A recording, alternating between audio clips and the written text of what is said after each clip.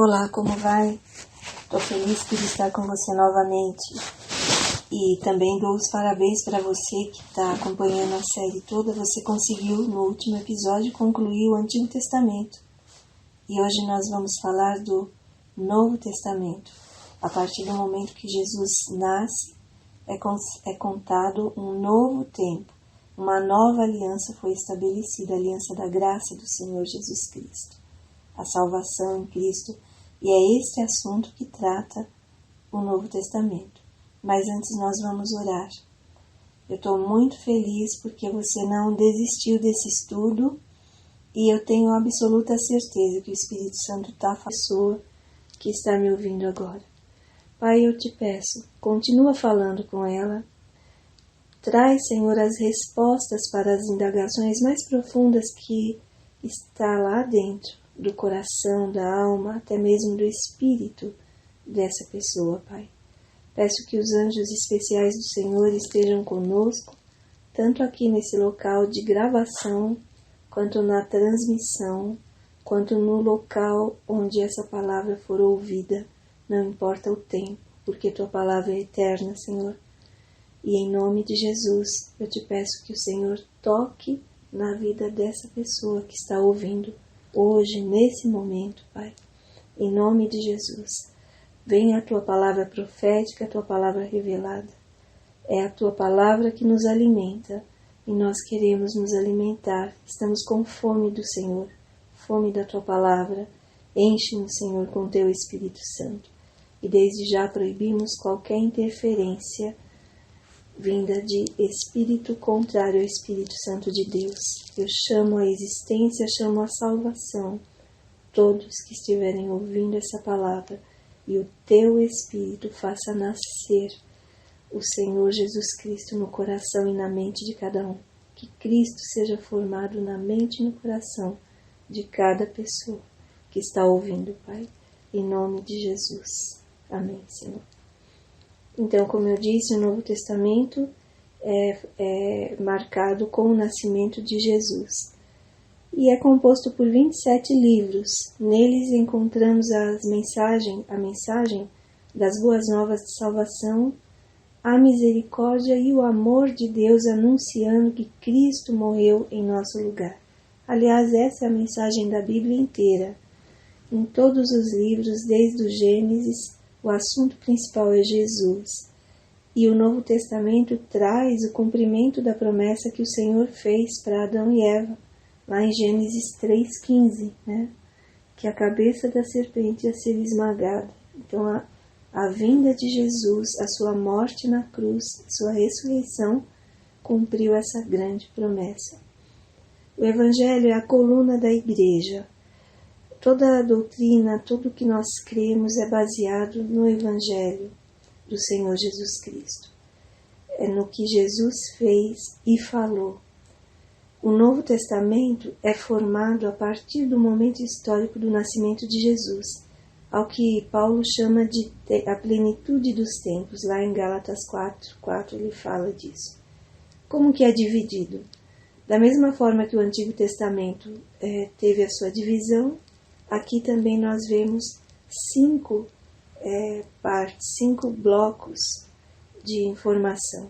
O primeiro são os evangelhos, que são os 4, Mateus, Marcos, Lucas e João. Depois vem um único livro histórico, que é o livro de Atos, que vai contar sobre a formação da igreja, sobre a propagação do evangelho. Depois vem as cartas paulinas, alguns chamam de epístolas, é sinônimo, tá? Então, cartas paulinas, Romanos, Gálatas, Efésios, Filipenses, Colossenses, 1º e 2º Tessalonicenses, 1º e 2º Timóteo, Tito e Filemão. Depois vem as cartas gerais aos Hebreus, não tem o autor específico, é uma carta anônima. A carta de Tiago, é o livro profético, é o livro de Apocalipse. Bom, o propósito dos 4 evangelhos é descrever a obra de Jesus no período em que ele esteve conosco em carne. A obra de Jesus é eterna e ele continua trabalhando para nós cuidando da igreja, que é o corpo dele, ele continua fazendo milagres, ele continua agindo, ele está à destra do Pai, intercedendo por sua vida, ele é o nosso advogado, ele é o nosso Salvador, ele é o nosso Mestre. Mas os 4 evangelhos vão registrar os 3 anos e meio, mais ou menos, que ele esteve aqui na Terra, trabalhando aqui, como homem, Deus encarnado, né? Até a sua morte e a sua ressurreição. Então hoje a gente vai falar não propriamente de um dos livros dos evangelhos, mas vamos falar um pouco de Jesus. Não há registro sobre a data exata de seu nascimento. Segundo alguns estudiosos, seu nascimento provavelmente ocorreu no início do outono em Israel, que é entre o mês de setembro e outubro, no ano 4 a.C. Outros estudos apontam para a época do Pessah, a passagem, a Páscoa judaica, mais ou menos no mês de maio. O que nós temos relatado é que Maria, noiva de José, ok? Ela já estava comprometida com José, o casamento já era marcado, né? Foi visitada por um anjo. E o nascimento de Jesus foi precedido de alguns avisos. Um anjo veio, falou com Isabel, com Zacarias, com a própria Maria, né? O anjo veio e disse que ela teria um filho. Falou em sonho com José, com os pastores do campo, com o profeta Simeão e também com a profetisa Ana, esses depois que Jesus nasceu, bem recém-nascido, e no templo eles estavam lá e o Senhor falou sobre o Messias que havia chegado. Não há tantos detalhes sobre a infância, a adolescência de Jesus. Sabemos que ele nasceu em Belém, no 8º dia ele foi circuncidado, Lucas 2:1. As referências que eu estava mencionando antes estão todas aí no slide. Se você só está me ouvindo, depois volta, veja essa parte para você pegar as referências do anúncio da chegada do Messias. Depois disso foi apresentado ao templo. No 8º dia foi circuncidado, depois foi apresentado ao templo, como a lei determinava, todo primogênito será consagrado ao Senhor. E Jesus cumpriu toda a lei. Tudo que se fazia com uma criança foi feito com ele. Todos os preceitos da lei. Seus primeiros 2 anos, sabemos que ele viveu no Egito, porque precisou. José e Maria fugiram com ele para o Egito, porque o rei abriu um decreto para matar todas as crianças menores de 2 anos de idade. Voltando, ele cresceu na cidade de Nazaré, por isso ele é chamado de Jesus ou Nazareno.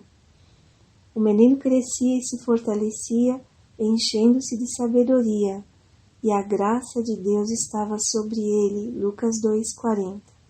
Há relatos sobre o momento em que ele, aos 13 anos, falava com os doutores da lei no templo em Jerusalém. E depois disso, Jesus aparece já adulto no batismo, no seu batismo lá no Rio Jordão, por João Batista, Mateus 3:15.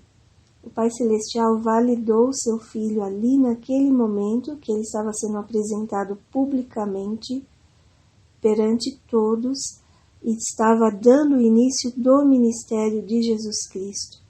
Mateus 3,17 diz assim: Então uma voz dos céus disse: Este é o meu filho amado em quem me agrado. O Senhor estava dizendo: Esse é o meu filho, eu estou muito feliz com ele. Todos nós, quando nascemos, a gente precisa de palavras de validação. E toda criança, ela gosta, ela precisa de ouvir que ela está sendo aceita pelo Pai. Isso faz parte da nossa necessidade de pertencimento e de aceitação. E o que o Senhor, Deus, Pai, fez aqui foi exatamente isso, ele validou o filho dele. Jesus nunca teve problema de identidade, nunca. Ele sabia quem ele era, ele sabia que ele era amado do pai dele, e ele sabia o propósito de vida dele, porque o pai dele, e essa é uma função paterna mesmo, dar proteção, provisão e também direção, ele sabia para que ele estava aqui. O pai dele deixou muito claro a missão dele, né? Ele não tinha crise existencial, nem crise de identidade, porque ele tinha clareza do amor que o pai tinha por ele, e o pai validava ele, aprovava tudo que ele fazia. Só aqui já dá para a gente fazer uma coisa à parte. Quem sabe na próxima série a gente vai falar sobre esses assuntos de identidade de família, né? E nós vemos que Jesus, ele como pessoa, era saudável justamente porque ele era completamente conectado com o pai dele. O pai amoroso que dava direção, dava proteção e provisão. Quando alguém criticava Jesus, ele não se afetava por isso. E quando ele era elogiado, também não se afetava por isso. Ele sabia quem ele era e para que ele estava aqui. E é exatamente assim que ele quer que você viva, né? Que você tenha um propósito de vida e que o seu humor não fique oscilando em função do que os outros estão pensando a seu respeito. Importa o que o seu Pai Celestial pensa a seu respeito. Jesus veio em submissão ao Pai, e ele submeteu a sua vontade e o obedeceu em tudo. Jesus decidiu crucificar a vontade dele e fazer a vontade do Pai. Seu ministério foi precedido pela unção do Espírito Santo de Deus, muito importante. Você tem um ministério, o Senhor está mandando você fazer alguma coisa, você sente no coração queimando um desejo ardente de estar fazendo a obra missionária, ou não importa em que esfera, pode ser até na sua esfera profissional. Primeira coisa que você vai buscar é a unção do Espírito Santo. Peça: Senhor, batiza-me com teu Espírito Santo, enche-me com teu Espírito Santo. Depois de ser batizado, Jesus foi para o deserto, ficando ali por 40 dias em jejum. Foi tentado pelo inimigo, vencendo pela palavra do Senhor. E que ele fazia, ele dizia, está escrito. Boa parte do que Jesus usava para combater o inimigo eram palavras escritas lá no livro de Deuteronômio, que eu recomendo que você leia novamente e que você estude aquele poderoso livro.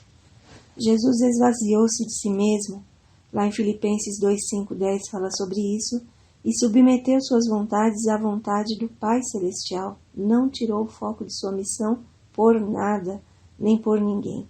Ele encheu-se com a presença do Espírito Santo, revestido de poder e autoridade. Prosseguiu em seu ministério, começando na Galiléia, onde fez o seu primeiro milagre numa festa de casamento, transformando água em vinho. Depois foi para a Judéia, expulsou os comerciantes desonestos do templo, dando sinais de que o tempo de purificação havia chegado. Olha, para você começar uma jornada diferente na sua vida com Deus, primeira coisa, expulse os comerciantes do seu coração. Expulse os ídolos do seu coração. Expulse aquilo que está roubando o seu tempo da presença de Deus. Expulse as negociatas que você faz com Deus, as barganhas. Entregue-se totalmente. Aí Jesus fala, minha casa, a casa do Senhor é a casa de oração, é uma casa de comunhão com Deus. A prioridade é Deus. E você é o templo do Espírito Santo. Então, faça como Jesus fez. Espera aí, eu vou tirar isso daqui da minha vida. O que te atrapalha caminhar com Deus, ter comunhão com Ele? Isso daí é a hora de você dizer, chega, basta, eu não quero mais isso na minha vida.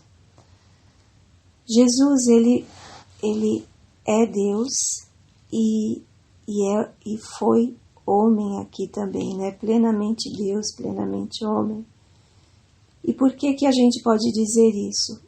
Tem alguns versículos que apontam para isso. João 1:1, ele estava no princípio. Um ser humano não estava lá no princípio da criação. Ele estava antes da fundação do mundo. 1 Pedro 1:20, Hebreus 9:26. Ele está sentado no trono. Só há um Deus que reina, né? Hebreus 1:8-10.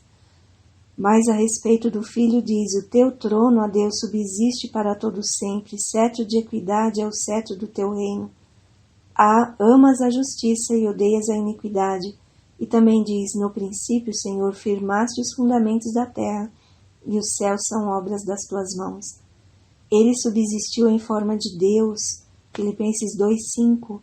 Seja a atitude de vocês a mesma de Cristo Jesus, que, embora sendo Deus, não considerou que o ser igual a Deus era algo a que devia apegar-se, mas esvaziou-se a si mesmo, vindo a ser servo, tornando-se semelhante aos homens. E sendo encontrado em forma humana, humilhou-se a si mesmo e foi obediente até a morte e morte de cruz. Irmãos, Jesus é humilde, a humildade dele se manifestou, ele se submetendo às leis naturais humanas. Ele precisou ser nenenzinho, ele precisou ser cuidado, ele precisou aprender a andar, ele precisou aprender a falar. Ele se esvaziou de todo o poder divino que havia nele, completamente oposto àquilo que vemos em Isaías 14:15, quando fala do inimigo, que o inimigo quis construir um trono acima, subirei e construirei um trono acima do trono de Deus, queria ser Deus, né? Jesus fez o caminho inverso, ele se esvaziou, ele é Deus, estava no trono, mas ele se esvaziou daquela forma e tomou a forma humana, se humilhou, para que eu e você hoje pudéssemos ser entronizados com ele, né? Reinarmos com ele, sermos libertos das mãos daquele que tentou construir um trono acima do trono de Deus, mas caiu, né? Caiu e não reina, porque está escrito que está debaixo dos pés de Cristo todo o principado, toda a potestade. E o próprio Jesus declarou ser Deus. João 8:56-58. Abraão, pai de vocês, regozijou-se porque veria o meu dia. Ele o viu e alegrou-se. Disseram-lhe os judeus: você ainda não tem 50 anos e viu Abraão? Respondeu Jesus: eu lhes afirmo que antes de Abraão nascer, eu sou. E esse eu sou foi a mesma forma que o Senhor se apresentou a Moisés: diga ao faraó que o eu sou te enviou. Nessa hora, os judeus ficaram injuriados, né? Porque eles entenderam o que Jesus estava dizendo ali. Lá em João 10, Jesus diz assim: eu e o Pai somos um. E João 17:5 diz: e agora, Pai, glorifica-me junto a ti, com a glória que eu tinha contigo antes que o mundo existisse. Esses versículos todos apontam para a realidade de que Jesus não foi um mero homem. Há muitas pessoas que entendem e reconhecem Jesus como um grande filósofo, um homem bom, um homem que fazia a bondade e pregava o amor. Ele vai muito além disso tudo. Ele é o próprio Deus encarnado. Jesus foi plenamente humano, plenamente divino. Como ser humano, habitou no meio dos humanos, vivendo como um ser humano em corpo físico, da mesma forma que vivemos, durante 33 anos. Ele sentiu fome, sede, frio, sofreu tentações, ele transpirava. Em sua angústia no Getsêmani, ele transpirou sangue, fenômeno que pode ocorrer em situação de grande estresse. Isso a medicina fala. Viveu na sociedade humana, respeitou as leis sociais, pagando impostos, indo ao templo, fazendo tudo direitinho, provavelmente, com certeza, obedecendo os pais, o José e Maria, né? Ele ficava cansado, João 4,6, teve sede, tinha emoções e sentimentos como nós. Ele chorou pela morte de Lázaro. Ele é filho de Deus e seu lado humano é descendente de Davi, um israelita, por isso que é importante você ler também o início dos evangelhos, que está a genealogia dele. Embora sendo humano, ele não pecou. Hebreus 4,15, 1 Pedro 2,22, 1 João 3,5. Ele não caiu em tentação, ele foi tentado, mas não caiu em tentação. Mateus 4, de 1 a 11. A missão de Jesus. Jesus Cristo, essa palavra Cristo significa homem ungido. Em hebraico, é o sinônimo de Cristo em hebraico é Messias. Jesus foi ungido, separado para uma missão específica, foi escolhido por Deus, foi nomeado para cumprir um propósito redentivo do povo de Deus. Foi nomeado para executar o julgamento de Deus. Essa parte toda você vai ver nas profecias de Isaías 45, Isaías 47. Jesus interferiu em toda a história da humanidade. A história foi dividida em 2 tempos, a partir do nascimento dele.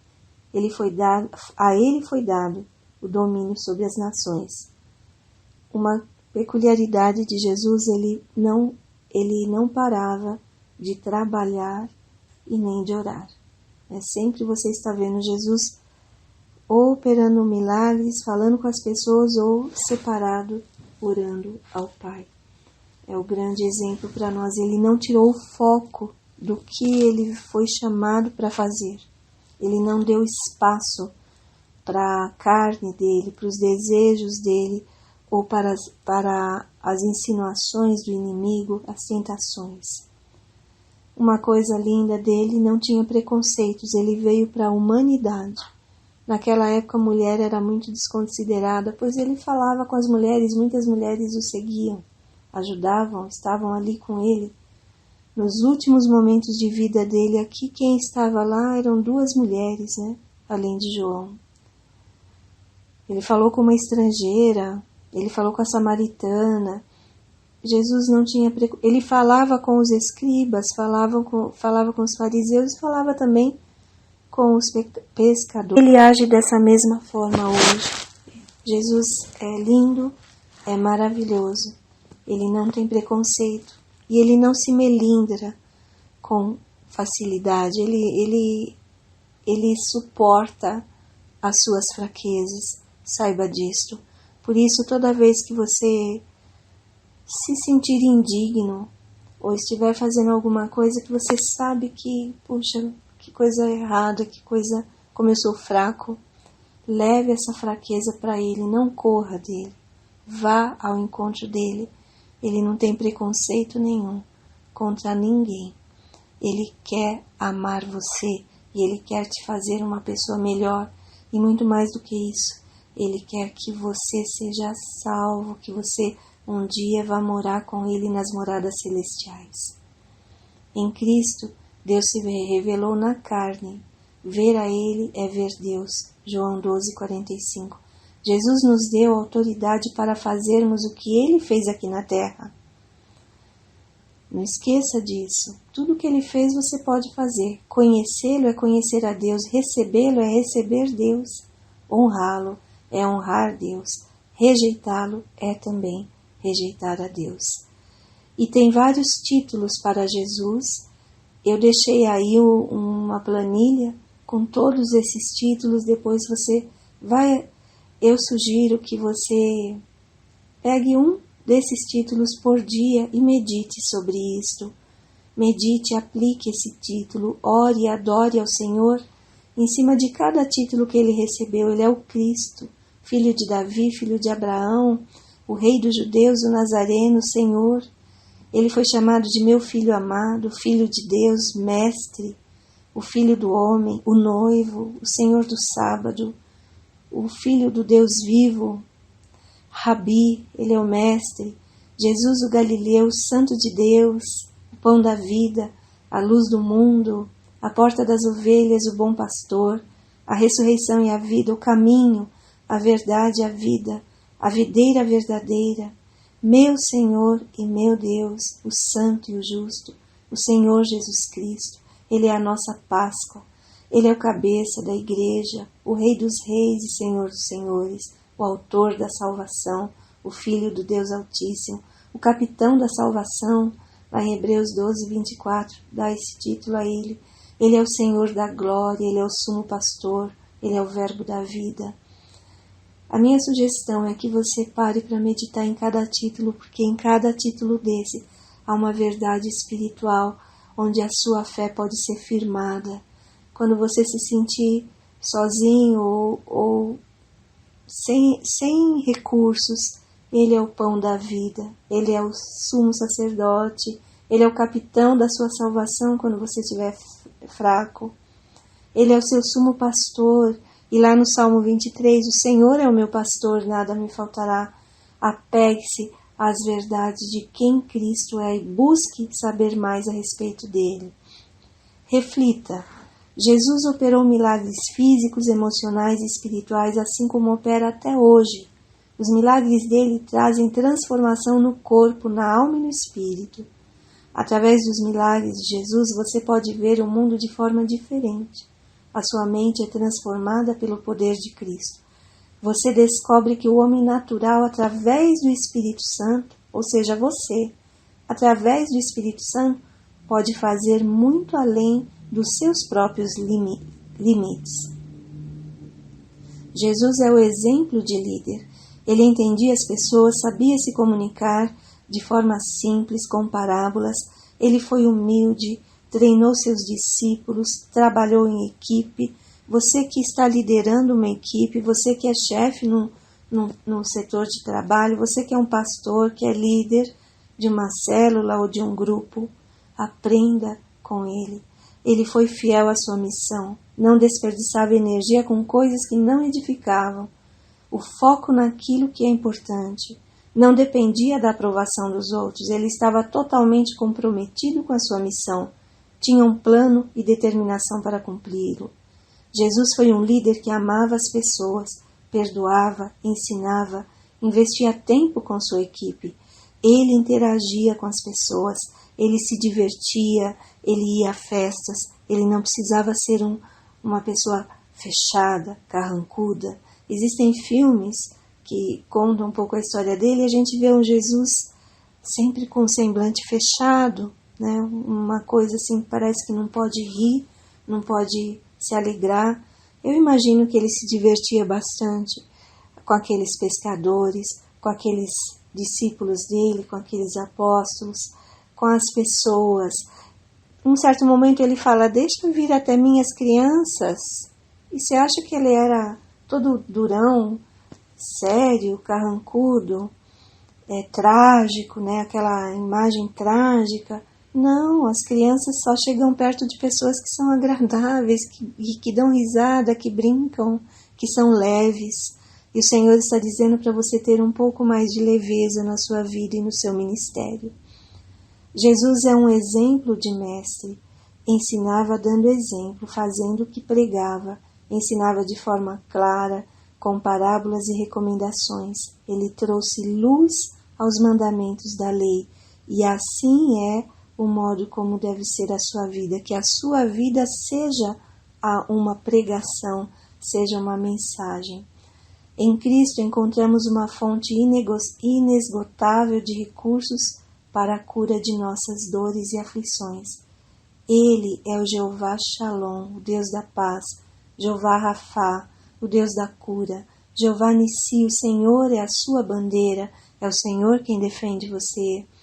Jeová Raafá, o Senhor é o seu pastor, Jeová Tsidekenu, o Senhor é o seu juiz, Jeová Jiré, o Senhor é o seu provedor.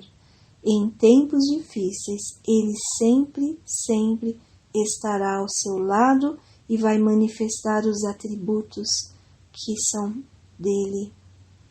Uma palavra profética que eu deixo para você. E disse Jesus: sigam-me e eu os farei pescadores de homens. Siga o Senhor Jesus e Ele fará de você um pescador de homens. Nunca se esqueça disso. E até a próxima semana nós vamos começar a falar dos evangelhos e você vai fazer uma viagem maravilhosa. Você vai gostar muito. Eu tenho certeza que o Espírito Santo vai edificá-lo. E hoje eu queria lembrar você que o YouTube tem um sistema de aqueles likes que a gente dá, faz com que os vídeos fiquem em evidência para outras pessoas encontrarem. Quando não é dado like, o vídeo vai ficando atrás e outros assuntos vão aparecendo e as pessoas que não conhecem nunca chegam naquela matéria que está ali. Então é importante, se você está sendo edificado por essa série, se o Espírito Santo está falando com você, é importante você dar o like, é importante você compartilhar, porque dessa forma o vídeo vai ficando em evidência e outras pessoas que nem você conhece, nem eu, vão ter acesso a essa palavra e eu tenho certeza que elas serão abençoadas, assim como você está sendo abençoado, ok? Então, sempre invista um pouquinho de tempo, dando um like. Se você não é inscrito no canal, se inscreva e compartilhe, porque essa é a forma dos vídeos ficarem à disposição nesse mundo gigante de YouTube, né? Então, que o Espírito Santo use você como um missionário dele fazendo esse like. Cada like que você estiver dando, saiba, você está contribuindo com uma obra missionária de evangelização, uma obra que vai fazer as pessoas conhecerem um pouco mais da palavra do Senhor, tá bom? Então, um beijo no seu coração e até a próxima semana com Jesus sempre.